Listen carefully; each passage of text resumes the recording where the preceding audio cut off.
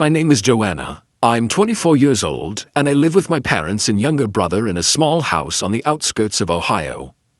I have a steady job at an insurance company. The salary isn't high, but it's enough to cover the electric, water, internet bills, and most of the household essentials. In fact, if I hadn't been handling the expenses, the heater would have stopped working last winter.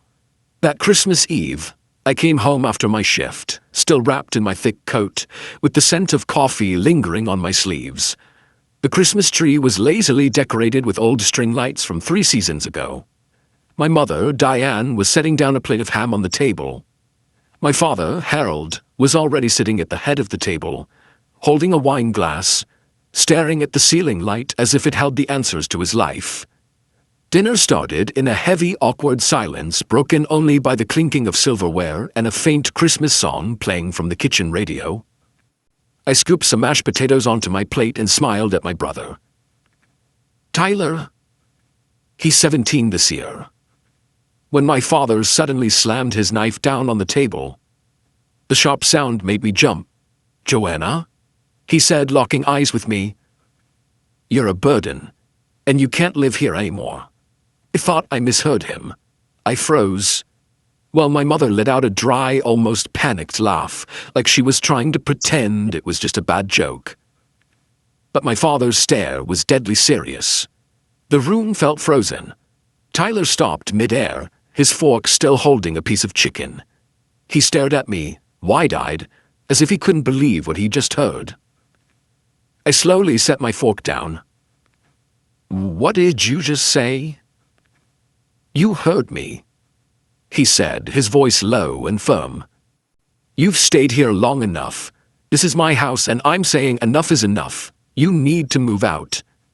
I couldn't speak. I hadn't stayed because I needed a place to live. I could afford my own apartment. I could live independently. I stayed because they needed me. Because Dad lost his job 3 years ago and Mom only works part-time at the high school library. They couldn't keep things going without my contributions.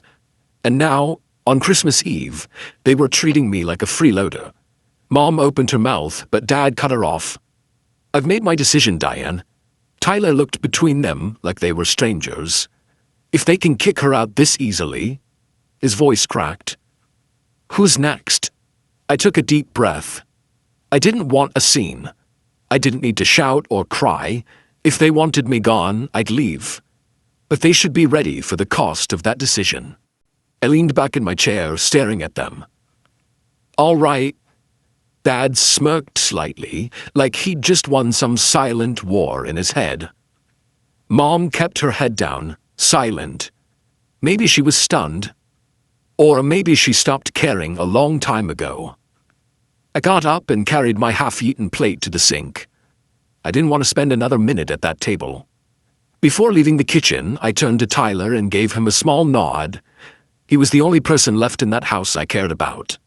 No one said a word, only the clinking of utensils continued, but it seemed like no one had an appetite anymore. I went upstairs, closed my door, and started packing my clothes. No tears, no complaints. They wanted me out, so I would go. But starting tomorrow, that heater would go silent, and this house would truly be cold, in every sense of the word. I shut my bedroom door, the creaky hinges sounding like a final goodbye. I wasn't even thinking about arguing or begging. They had made their decision, and so had I. No announcements, no explanations, just action. I pulled my suitcase from under the bed, opened my closet, and began folding clothes. Every shirt, every notebook, every little accessory I had bought with overtime pay, all packed into the silent suitcase. This room once comforted me when the world felt too heavy. Tonight, it was just a shelter for someone no longer welcome. As I folded my last hoodie, a soft knock came at the door. Joanna? Tyler's voice was barely a whisper. Did you lock the door? I walked over and opened it. He stepped in, shoulders hunched against something bigger than the winter cold. Are you really leaving? His eyes were red, but Tyler was always strong. He didn't cry. At least not in front of me. I nodded. They said it, didn't they? And I have no reason to stay. Tyler sat on the bed, looking around the now empty-feeling room. But if you go, who's going to pay for the electricity? The internet? You know they can't afford it. I didn't answer right away. Tyler wasn't stupid, he knew, and that's what scared him. I wasn't just his sister, I was the lifeline this house clung to. I know, I said softly, but I can't live my whole life as a walking wallet, Tyler. I deserve to breathe too. I deserve a real life. He was silent for a long time before he whispered, I want to go with you. He froze. You can't, I said gently. You're still in school. You're still a minor. They won't let you leave. Then what about you? Where will you go? Who will you stay with? He asked quickly. Like if I didn't have a perfect plan, I shouldn't leave at all. I exhaled. I'll stay at Marissa's for a few days. I have enough saved to rent a small place. I always had a plan. I just didn't expect to use it this soon. Tyler stared down at his lap, hands clenched into fists. They don't deserve you. They don't know what you've sacrificed. I sat next to him, resting my hand on his shoulder. That doesn't matter anymore. What matters is that you don't get dragged down too. Just hold on a little longer. Once you're old enough, I'll help you get out. He nodded slowly, like he was committing my words to memory. You'll still text me, right? Every day. I smiled, soft as a promise. As Tyler left the room, he glanced back at me one last time. There was something in his eyes that twisted my chest. Not just sadness, but the awful realization that from now on, he would live with two people who no longer acted like parents. I continued packing, checking every drawer and corner to make sure I didn't leave anything important behind. By the time I placed my suitcase by the door, it was nearly midnight. The whole house was dead silent, like no one had ever lived here at all. I pulled out my phone, logged into all the bill accounts, and started removing my banking information from each one. Electricity, internet, water, the secondary credit card I had opened for Mom. I closed them all in less than 10 minutes. No warnings, no explanations, because I had been warning them with my presence for 4 years, and they never listened. As I wheeled my suitcase down the stairs, I saw the living room light glowing through the crack under the door. But no one came to see me off. No one called my name. No apology. I could even hear the TVs still playing. They were watching their Christmas program as if nothing had happened. I opened the door without looking back. The freezing wind hit my face like a slap, but I didn't shiver. I just felt free. For the first time in years, I loaded my suitcase into the trunk, slid into the driver's seat, and closed the door. As my hands tightened on the steering wheel, I knew one thing for sure. My life would no longer be dictated by anyone else. And this Christmas night was the beginning of the life I truly deserved. I drove away from the street that had imprisoned me in suffering for far too long. That Christmas Eve, there was no snow, but inside, I was frozen. Not from the weather, but from awakening. I used to think I was helping a family, but now I knew I was only enabling their dependence and ingratitude. I arrived at Marissa's place close to midnight. She was a close colleague of mine, living in a 2-bedroom apartment just a 10-minute drive from our office. When she saw me standing at her door with a suitcase and dark circles under my eyes, Marissa didn't ask many questions. She simply opened her arms and pulled me into a tight hug. "Stay as long as you need," she said, then led me into the living room, where I would sleep for the next few weeks. The next morning, as the sun rose above the rows of old brick houses, I sat at Marissa's small wooden table, opened my laptop, and began my silent retaliation. I logged into the utility payment portal. Under the account section, my name was still listed as the responsible party. I clicked Remove. A pop-up appeared. "Are you sure you want to leave this account? After removal, bills will no longer be automatically paid." I confirmed. Then came the internet bill, water, gas, and even the Amazon Prime account my mother used to stream movies every night. I removed my credit card information from every system. For them, my support had become an entitlement. Now they would finally understand the value of what they had taken for granted. I leaned back in the chair and exhaled. Not out of satisfaction, but because for the first time in years, I had done something purely for myself. No more bills to pay. No more being financially exploited under the name of family duty. The next few days passed in rare peace. I went to work on time, had dinner with Marissa, and read before bed. Her small apartment was simple but warm. And more importantly, nobody yelled at me for wanting a life of my own. But that peace didn't last long. On Wednesday afternoon, while I was organizing files at the office, my phone buzzed non-stop in my pocket. 5 missed calls from Mom, 2 from Dad, and 1 text from Tyler. The power's been shut off, Dad's screaming all over the house. I didn't reply. Not because I didn't care, but because I had cared too much for too long. An hour later, another message came from Mom. "Joanna, what's going on? The internet's down, the TV won't turn on, and your dad's furious. What did you do?" I read the message without a shred of guilt. They wanted me gone.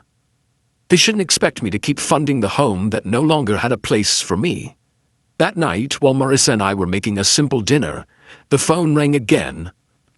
I wasn't going to answer, but instinct told me to pick up. "Joanna, I don't know what's happening. The power's out, the bills haven't been paid, and we can't even watch Netflix anymore." Mom's voice trembled, full of fear and confusion. "Who do you think has been paying for all that the past 4 years?" I asked calmly. Silence. Then Mom's voice, soft, almost guilty. "You. But your father thought." "Exactly." I cut her off. "You believed what Dad said. Now, both of you need to live with your choices." I hung up.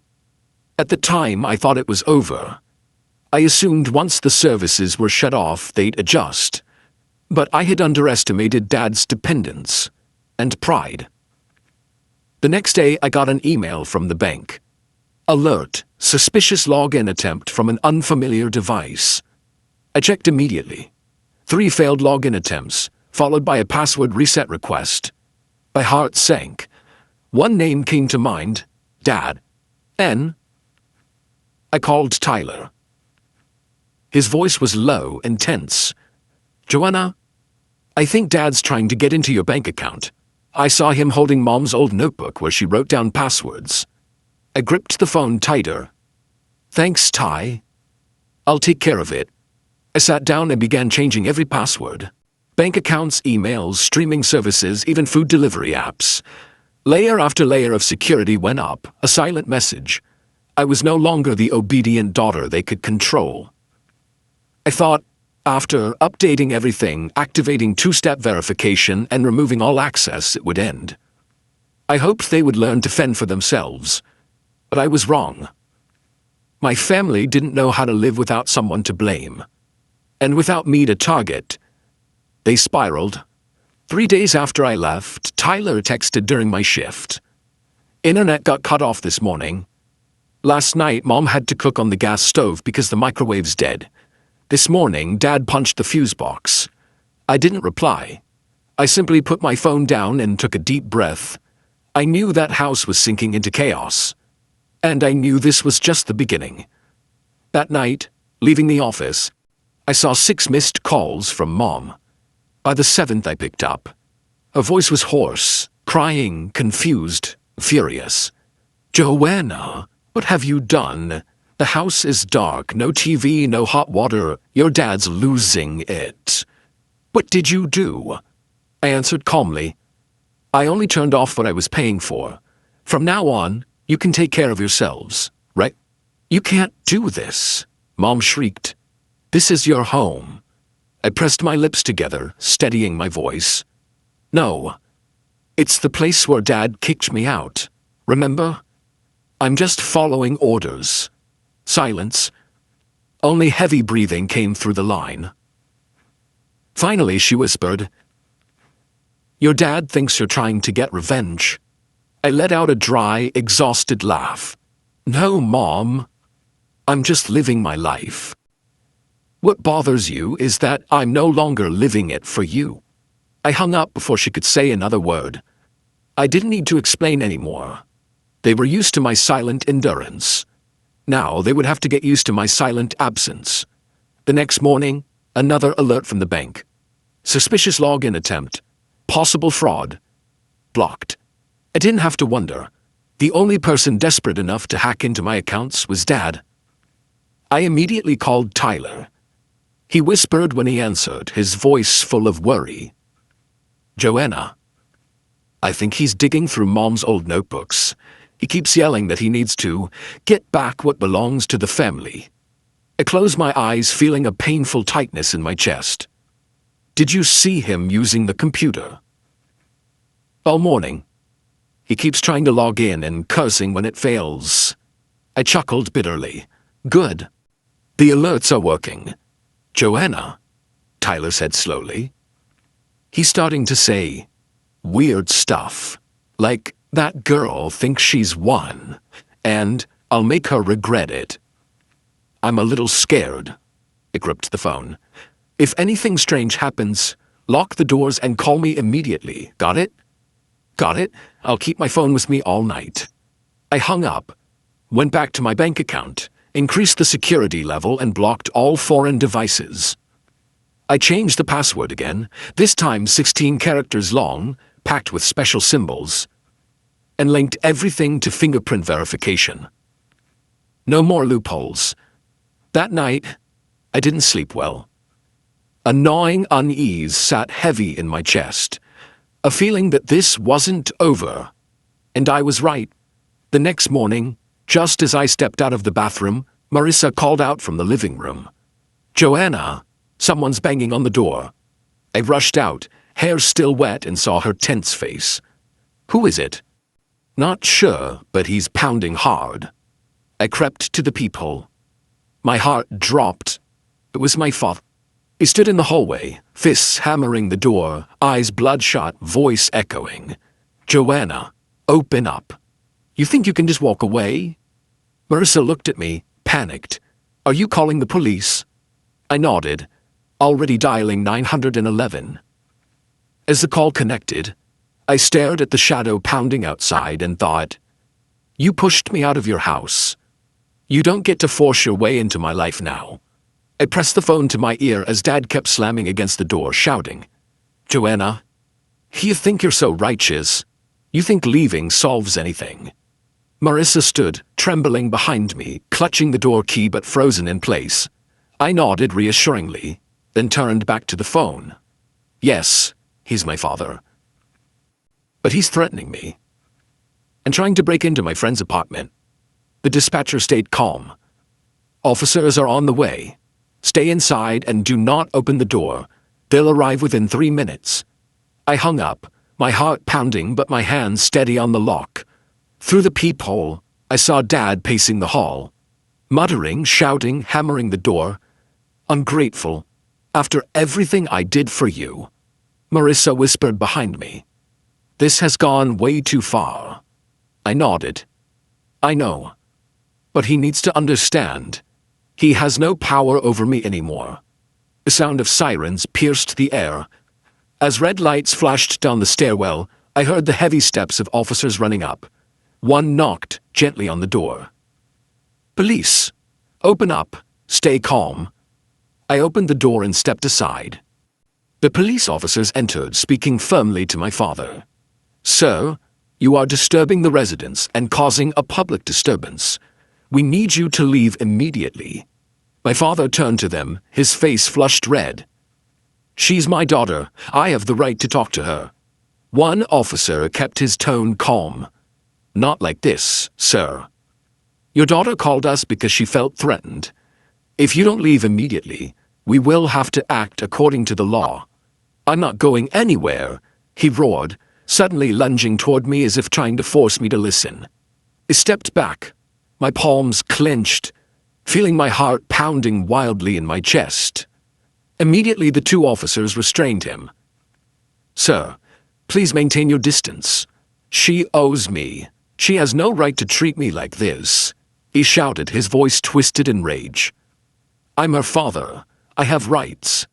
That sentence, "I have rights," echoed in my mind like the final blow. For years, he had used those exact words to impose, control, and manipulate. But today, I was no longer the 17-year-old girl cowering at the dinner table, afraid of his next outburst. "I owe you nothing," I said clearly, locking eyes with him. "You chose to push me out of this family, and now you will have to live with that choice." The officers placed their hands on his shoulders, instructing him to turn around. As the cold handcuffs clicked shut, I saw the look in his eyes, no longer that of a father, but of a man who had lost control. "Joanna, you will regret this," he hissed. "You will pay for betraying your family." I said nothing. I just stood there, watching him being led away, his furious shouting echoing down the long hallway. When the door finally closed, Marissa stepped closer. "Are you okay?" I nodded, though my throat was tight. "I'm okay. I just didn't think it would come to this." "You did what you had to do," she said, giving my shoulder a reassuring squeeze. "Sometimes you have to be strong enough to walk away from the things that hurt you most." I sat down on the couch, my hands still trembling. My phone buzzed. A text from Tyler. "Dad got arrested?" I replied, "Yes. But don't worry, stay put. If anything happens, call me immediately." I didn't know what tomorrow would bring, whether Dad would be released soon or if he would try to come back. But this time, I was ready. I was no longer the obedient, silent Joanna of the past. I thought that once Dad was taken away, things would calm down. But I was too naive. Just 3 days later, I received a text that made my palms sweat. "Sis, your car is parked outside our house." It was from Tyler. I immediately called him. "Tyler, are you sure? My car's still parked at Marissa's." "I know, but this morning I saw it right outside our house. The window's slightly down and there's a coffee bag Mom usually uses inside. You should come see." I jumped up, heart racing. My car should never have been there, especially since I had taken all my personal belongings with me. There was only one possibility. My mother had stolen it. I called Marissa to double-check the spare key. "Still in the drawer at my place, untouched," she confirmed. That meant they had a copy of my key I didn't know about. And now my mother, the one who acted pitiful and desperate for help, had secretly taken my car. Without a word, I drove Marissa's car back to my old neighborhood. As I turned onto the street, I saw my car, the dark blue sedan with the familiar plates, parked quietly in front of the house. But quiet didn't mean innocent.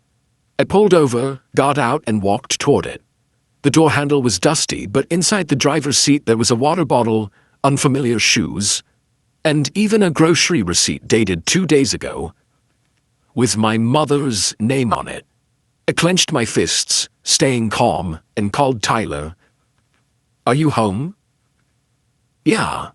"You're here?" "I'm outside." "Where's Mom?" "In the house, just came back from the grocery store." I nodded, though he couldn't see me. "I'm coming in. Stay upstairs. And don't get involved, okay?" I rang the doorbell. The door opened. My mother stood there, hair tied back, clutching a small black purse. Her face tightened when she saw me. "Joanna, why are you here?" I looked her straight in the eye. "You took my car, didn't you?" She scoffed lightly, stepping aside to let me in. "It was just sitting there unused. You weren't driving it. I just borrowed it for a bit." "Borrowed?" I let out a humorless laugh. "You've been driving it for a week. Buying gas with whose money? And why is the driver's seat reclined, like someone's been sleeping in it?" She turned away, placing her purse on the table without answering. I stepped further inside, glancing at the living room, where the laptop I had left on the bookshelf was now missing. "Where's my laptop?" I asked, heart pounding. She froze, then replied in an even tone, "I sold it." No excuses, no apologies. "For money?" I asked, already knowing the answer. "I needed to buy medicine for your father. And this house needs so many things. You don't live here anymore, so anything you left behind is just left behind." I stood there for a few seconds, then slowly pulled out my phone. "Then you'll have to deal with the consequences. I'm calling the police." "I'm your mother, you can't do this." Her voice rose in panic. "Then why could you steal my car and sell my belongings?" I said calmly. "I forgave you once. This is the second time, and it's the last." I called 911. When the police arrived, I explained everything, showing the grocery receipt in the car, and pulling up GPS tracking logs proving my car's movements around the city. I made it clear. I wanted my property back, and I wanted to press charges for theft. At first, my mother tried to argue, but when asked for proof of ownership of the car or the laptop, she had nothing to show. An officer turned to me. "We'll instruct her to gather what remains so you can collect it. If you wish, you can file a formal theft report." I looked at my mother. She wasn't shouting anymore. Her face was pale, her hands shaking. "Johanna, what are you doing to your mother?" she whispered. I answered softly, "I'm doing what you should have taught me, protecting what's mine." I turned away without looking back. 3 days after the police visit, I received a message from an unknown number. "You think you've won? You'll regret betraying your family." I stared at the screen. The short, chilling message made my spine stiffen. No signature, no name needed. I knew exactly who had sent it. Dad. I checked the county jail records through the public portal. My heart pounded when I saw the red letters, "Released on bail." The release date was this morning, meaning he had been out for less than 12 hours, and the message had arrived shortly after. I immediately texted Tyler, "Dad's out on bail. Do you know who posted it?" A few minutes later, he called, his voice so quiet I had to strain to hear. It was Uncle Mark, Dad's old drinking buddy. Yesterday I heard Dad calling people asking for money. This morning Uncle Mark came to the house, handed Mom an envelope, and left. I leaned back in my chair, feeling every muscle tense.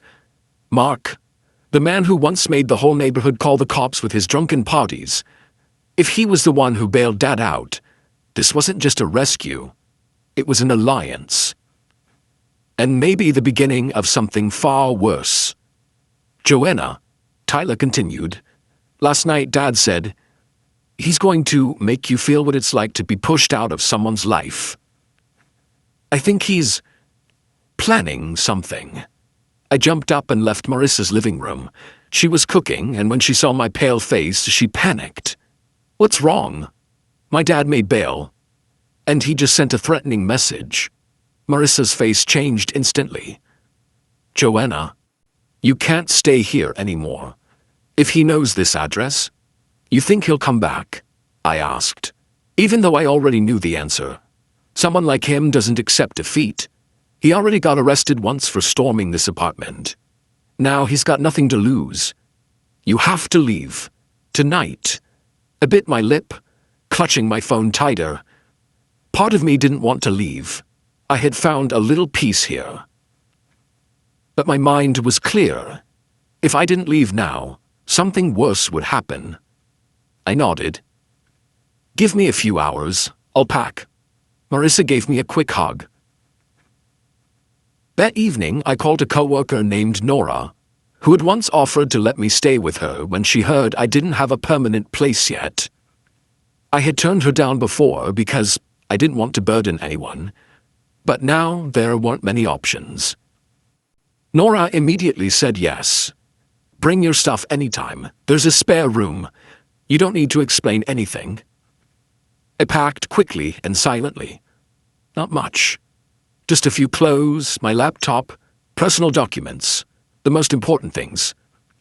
The rest I would come back for later, if I got the chance. As night fell, Marissa and I loaded everything into the car. Before we left, I double-checked the security system one last time. Cameras, smart locks, phone alarms. Everything was set. Marissa put a hand on my shoulder. "I'll call the police if anything weird happens. Don't worry about me. Take care of yourself first." I nodded. Before getting into the car, I looked back at the building one last time. Tonight, I wasn't running away. I was choosing to keep living. The right way. On the drive to Nora's place, my phone buzzed again. Another message from the same number. "You can run, but you can't hide forever. Family is forever, Joanna." I didn't reply. I simply took a screenshot and sent it straight to the police department along with my previous report. In the description box, I typed each word carefully. "I am being threatened by the man who used to be my father. I no longer feel safe." I knew he wasn't going to give up easily. But I also knew something else. I was no longer the daughter who silently endured. If he wanted to make me a target, this time I would be a target that fought back. That weekend morning, I returned to the old house, the place I once called home, to retrieve what was left. I didn't go alone. A police officer accompanied me, under a civil standby order I had filed 2 days earlier. Tyler was already waiting on the porch. He held a small backpack, his face showing how exhausted he was. "Are you sure you want to go in alone?" he asked quietly, like even a loud noise might bring all the bad memories rushing back. I nodded, then turned to the officer. "I'm only here to collect my things. If they interfere or touch me, please intervene immediately." The door opened. My mother sat on the sofa, clutching her purse like it was the last thing she could control. My father stood in the kitchen, his gaze cold and silent. I didn't look at them. I just walked straight upstairs, to the room that had been my only refuge for 4 long years. The old closet had been emptied, my belongings stuffed into 2 plastic bags. Some personal items, books, keepsakes, old photos, were scattered across the floor. I picked everything up, packed them into my suitcase without letting myself think too much. They were no longer pieces of home, just remnants of a life I had already stepped away from. When I came back down, dragging my final suitcase, my mother stood up abruptly. "You're not going to say anything? After everything, you're just going to leave in silence?" I paused but didn't turn around. My voice was even, emotionless. "I said plenty in the past, and you never listened. It was your father's fault, not mine." I turned, looking her directly in the eyes for the first time in months. "You stayed silent while he humiliated me. You stood by when he kicked me out on Christmas Eve. You sold my belongings like I didn't even exist. And you think I owe you a goodbye?" She didn't answer. Her gaze dropped to the floor, as if trying to disappear. My father stepped forward, still full of anger. "You think cutting ties is the solution? You're tarnishing your own family." I gave a small, cold laugh. "No, I'm just living what this family taught me. If you're not respected, don't stay." I pulled a folded document from my pocket, a copy of a restraining order petition. "If either of you sends another message, shows up where I live, or tries to access my accounts, I'll file this immediately. And next time, it won't just be a polite knock from the police." The officer standing beside me nodded in confirmation. "We've made a note in the record. Any further threats will be handled seriously." I turned to Tyler. "You can stay a few more months. But if it becomes unbearable, I meant what I said. Just call me and I'll come get you immediately." He nodded without saying a word. Between us, there was a trust that didn't need to be spoken. I left that house for the last time, without looking back. I didn't want to carry any more glances with me. Not from my mother, not from my father, not from the memories that had once weighed down my heart. That same day, I changed my phone number, canceled every account connected to the old address, and moved in with Nora permanently. She helped me sign a lease for a small apartment near my company, quiet, bright, And most importantly, safe. They completely cut off contact with my family. No more messages, no more surprise calls. No more fear every time the doorbell rang. I spent the next few weeks rebuilding everything from scratch. Opening a new bank account, buying a new laptop, setting up a new workspace, hanging up each picture on the wall myself. Every small action felt like a declaration. I had chosen this new life, and I deserved it. I knew that one day they might try to reach out, maybe through a handwritten letter, a distant relative, or some story leaking onto social media. But I also knew, this time, I wasn't going back. 2 years have passed since I firmly walked away from my old family, as if cutting out a festering tumor from my life. I have built a new life, small, peaceful, and entirely mine. But deep down, I always thought about the one person still trapped there. Tyler. He tried his best. He lived quietly in the house I once called home, enduring Dad's unpredictable anger, Mom's endless complaints, and the suffocating coldness that hung over the family. Every time he texted me, Tyler tried to sound okay. "I'm fine, sis, it's all right, I'm used to it." But I knew. No child should ever have to get used to being treated like a burden, like an unwanted shadow in their own home. I kept my promise. I was always just one call away. But Tyler was different from me. He wanted to leave with dignity, on his own terms. "I'll hold on until I'm 18, he once said. I don't want them to say I gave up halfway. And then that day finally came. When Tyler turned 18, he didn't throw a party or post anything online. He simply sent me a short text. "Sis, I'm ready." I picked him up the next morning. The black backpack on his shoulder held only a few clothes, a couple of books, and a small framed photo. A picture of us from when I was in college. No one came to see him off. The old house sat silent, windows shut tight, curtains drawn as if even the sunlight might reveal the emptiness inside. "Not taking much with you?" I asked as we loaded his bag into the trunk. Tyler shrugged and gave a soft smile. "The rest isn't worth bringing." He moved into the dorms at the community college where I once studied. I helped him with enrollment, bought him supplies, and we had a simple dinner at a noodle shop nearby. We sat across from each other, smiling like two people who had finally woken up from a long nightmare. "Do you think they'll try to find you?" I asked, without meeting his eyes. "Definitely," Tyler replied, surprisingly calm. "But I'll do what you did, cut them off. They don't have any power over me anymore." I squeezed his hand tightly, unable to hide how proud I was of him. Since then, we've stayed in close contact. Sometimes he calls just to brag about a good grade or to laugh about a weird roommate or a professor obsessed with iced coffee. But every time he calls, I can hear it. His voice getting brighter, freer, no longer weighed down by anyone else's expectation. And my parents? After Tyler and I left, everything completely collapsed. Dad couldn't hold down a job for long, constantly fighting with bosses, quitting, then moving to another dead-end job. Mom took a part-time position at a small grocery store, but her paycheck couldn't even cover the bills. Within a year, they were evicted from the old house for unpaid rent. The last I heard, through a distant relative, they were living in a rundown apartment on the east side of the city, an area known for high crime rates and terrible living conditions. They sent a letter to my old address, passed through someone we barely knew. Inside was a short, bitter paragraph filled with blame and a few desperate pleas. I didn't respond. There was nothing left to say and nothing left to give. Everything I had I used to rebuild my own life. No more debts to the past. One autumn afternoon, Tyler and I sat by the river after class, the breeze playing with our hair, the setting sun painting the sky orange. He turned to me and smiled. "You know, no matter what happens, I'm grateful I have you. If it weren't for you, I probably wouldn't believe I could live a different life."